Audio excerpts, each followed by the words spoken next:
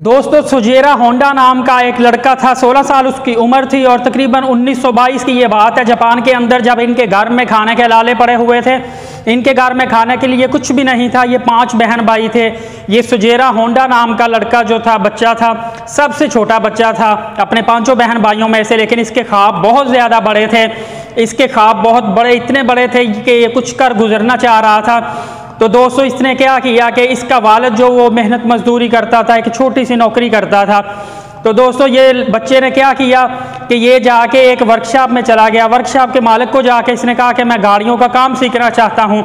Workshop वाले जो मालिक ने इसकी चेहरे की तरफ देखा तो इसका काला स्याह चेहरा था और इसको रंगों की पहचान भी मुनासिब नहीं होती थी। तो उसने कहा कि तू छोटा सा बच्चा गाड़ियों का काम सीखेगा, ऐसा कर तू मेरे बच्चे का जो डायपर वगैरह पैम्पर है वो चेंज करना शुरू कर दे। अभी की लैंग्वेज में मैं बता रहा हूँ आपको कि पैम्पर वगैरह उसने कहा था चेंज करना शुरू कर दे, लेकिन उसने जापानीज़ ने अपनी लैंग्वेज में जैसे भी बात की हो आप ये समझ सकते हैं। तो वो बच्चे ने क्या किया कि काम छोटा या बड़ा कोई नहीं होता, उसने मेहनत करनी थी, लगन थी उसके अंदर। उसने कहा ठीक है मैं आपके बच्चे के डायपर चेंज करूँगा। उसने कुछ अरसा बच्चे की इतनी अच्छे तरीके से देखभाल की, लुक आफ्टर की, उसके डायपर वगैरह पैम्पर चेंज किए कि मालिक बच्चे से बहुत खुश हुआ, सुजेरा होंडा से, और उसको कहा कि आओ तुम मेरी वर्कशॉप में आ जाओ, मैं तुम्हें काम सिखाता हूँ। जैसे ही सुजेरा होंडा जो है वो उसने ये सुना तो बहुत खुश हुआ और वो वर्कशॉप के अंदर चला गया और गाड़ियों का काम सीखना शुरू कर दिया। उसने गाड़ियों का काम इतनी दिलचस्पी से, इतनी लगन से सीखना शुरू किया और इसको करना शुरू किया कि 1 साल के अंदर ही वो जो है कारों का कारीगर बन गया और वो हर तरह का टेक्निकल और अच्छे तरीके से काम को जो करना जान गया। और उसने दोस्तों 1922 में वर्कशॉप ज्वाइन की और 1922 से 23 1 साल के अंदर ही उसने वर्कशॉप के अंदर खड़ी हुई एक गाड़ी को स्पोर्ट्स कार बना। और उसके बाद क्या हुआ कि उसने 1923 में स्पोर्ट्स कार ने जो रेसिंग कार में हिस्सा लिया और वहाँ पे उसने विन कर लिया, उसको रेस को विन कर लिया। और उसके बाद उसने तकरीबन 17 रेसें विन की और उसके बाद इसका नाम बहुत फेमस हो गया। लेकिन 1927 की बात है जब जापानीज़ की आर्मी ने बच्चे को कहा कि तुम अब बड़े हो गए हो, जवान हो गए हो, आ जाओ हमारी आर्मी के अंदर शामिल हो जाओ। जब वो उसको आर्मी में ले गए तो उनको पता चला कि ये रंगों की पहचान सही से नहीं कर सकता, काली लाल पीली कार की पहचान या रंगों की पहचान नहीं कर सकता। तो उन्होंने फिर यही डिसाइड किया कि इसको वापस छोड़ाओ। उसने फिर वापस गया, वापस जाके फिर उसने कारों की वर्कशॉप को ज्वाइन कर लिया। वहाँ पे गाड़ियों का जो मालिक था उसने फिर उसको अच्छे तरीके से काम सिखाया। उसने कारों का काम फिर बड़ी मेहनत से सीखा, मेहनत से किया। उसके बाद उसने कारों के मालिक को कहा कि हमें अब गाड़ियों के लिए स्पेयर पार्ट्स की भी ज़रूरत है। तो होंडा के मालिक ने कहा कि हमें स्पेयर पार्ट्स की क्या ज़रूरत है जब हमारा काम अच्छा चल रहा है। लेकिन उसके अंदर कुछ करने की तगोदो थी, कुछ करने का जज्बा था, जुनून था। उसने कहा नहीं, हमें इस काम को बढ़ाना चाहिए। फिर एक दफ़ा सुजेरा होंडा जो था वो जा रहा था, जब उसने देखा कि एक जनरेटर चल रहा है, ऑटोमेटिक चल रहा है, तो वहाँ से उसको एक आइडिया आया कि ऑटोमेटिक जनरेटर चल रहा है। तो उसने वो जनरेटर को साइकिल के अंदर लगा दिया।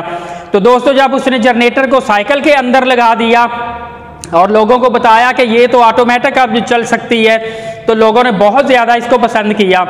उसके बाद आपको पता है जब 1941 में बहुत ज़्यादा जंगें हुई और जापान के अंदर बहुत ज़्यादा ज़ल्ज़ला आया और जंगें हुई और तबाही उतरी। उसके बाद क्या हुआ कि सुजेरा होंडा ने मालिक से अलहदगी का ऐलान कर दिया और उसने अपनी ज़ाती वर्कशॉप बना ली और वहाँ पे वो ऑटोमेटिक साइकिलें बनाना शुरू कर दी। फिर जब शाही ख़ानदान ने उसकी साइकिल यूज़ की तो उसके बाद तो उसकी निकल पड़ी, बहुत ज़्यादा उसकी साइकिलें फ़रोख्त होना शुरू हो गई, बहुत ज़्यादा उसका नाम हो गया। उसके बाद उसने अपनी वर्कशॉप में गाड़ियों का जब काम करना शुरू कर दिया, अपनी ज़ाती वर्कशॉप बना ली, तो उसके बाद लोग आते थे, आके उसको देखते थे, महंगी गाड़ियाँ लेके आते थे। वो कहते थे तू तो बच्चा है छोटा सा, तू कैसे काम करेगा, तू तो काम कर ही नहीं सकता, तू हमारी गाड़ी ठीक कर ही नहीं सकता। लेकिन वो बच्चे के अंदर जज्बा था, वो मुस्तकिल काम करता गया, मेहनत करता गया। और एक दिन ऐसा आया कि उसने इतने अच्छे तरीके से लोगों की गाड़ियों को रिपेयर करना शुरू किया कि उसके वर्कशॉप पे गाड़ियों की लाइनें लग गई। इवन कि उसको 30 मुलाजिम रखना पड़ गए, 30 मुलाजिम उसने रखे और उसका काम बहुत ज़्यादा चलना शुरू हो गया। उसके बाद जब उसने स्पेयर पार्ट का काम शुरू किया तो उसको टोयोटा वालों ने दिया। टोयोटा वालों ने उससे कहा कि 50 रिंग पिस्टन जो होते हैं, पिस्टन वो बना के दो। जब उसने 50 रिंग पिस्टन बनाए तो उसमें से सिर्फ 3 सही निकले, बाकी सारे ख़राब निकले। तो टोयोटा वालों ने फिर उसको ऑर्डर देना छोड़ दिया। तो उसने टोयोटा वालों को कहा कि मुझे बताएं मेरी गलती क्या है, कहाँ पे मसला हुआ ताकि मैं इसको दुरुस्त करूँ। फिर उसके बाद उसने अपनी गलती की दुरुस्तगी की और फिर पिस्टन बना के दिए तो वो सारे ठीक हुए। उसके बाद निसान और डिफरेंट कंपनीज वालों ने इसको ऑर्डर देना शुरू कर दिए और उसके बाद देखते देखते बहुत ज़्यादा इसके पास काम बढ़ा। इसने अपनी फैक्ट्री लगा ली, अपनी गाड़ियां बनाना शुरू कर दी। 1960 में इसने अपनी गाड़ियां बनाना शुरू की और सबसे पहली कार इसने जो अभी होंडा सिविक हम यूज़ करते हैं ये जापान में लॉन्च की। और तब लोगों ने कहा कि क्या तुम कर रहे हो, इससे पहले टोयोटा वालों की इतनी बड़ी कंपनी है, इतने बड़े कंपटीशन के अंदर तुम कैसे आके काम कर सकते हो। तो इसने कहा नहीं, मैं काम करके दिखाऊंगा, मैं बना सकता हूं। और इसने होंडा सिविक बनाई, लोगों ने इतनी पसंद की, सबसे ज़्यादा गाड़ियों बनाने वाली होंडा कंपनी बन गई। तो वहाँ से इसका नाम शुरू हुआ। लेकिन दोस्तों ये 1971 या 1973 में ये खुद फौत हो गया, लेकिन अभी भी इसका नाम जो है होंडा के नाम से पूरी दुनिया में फेमस है, मशहूर है, हर जगह पे इसको लोग जानते हैं। और देखिए कि हम भी सालों साल से होंडा 70 और होंडा 125 को इस्तेमाल कर रहे हैं, चाहे उसका एक स्टिकर ही चेंज करते हैं हर साल, उसके बावजूद भी ये गाड़ी जो है ये लाइफ टाइम फ्रेश गाड़ी है, लाइफ टाइम एवरग्रीन चलने वाली गाड़ियां हैं। हम इनको इस्तेमाल करते हैं, होंडा की कारों को इस्तेमाल करते हैं। लेकिन आप यहाँ से ये सबक सीखिए कि कैसे उस बच्चे ने हिम्मत नहीं हारी, उसके अंदर काम करने का जज्बा था और उसने अपने जज्बे को बरकरार रखा, मेहनत को बरकरार रखा, मेहनत करता गया, जज्बा दिखाता गया और वो कामयाब हो गया। आपको मेरी मोटिवेशनल वीडियो अच्छी लगी हो तो मेरे चैनल को सब्सक्राइब करें, वीडियो को लाइक और शेयर करें। शुक्रिया, अल्लाह हाफिज़।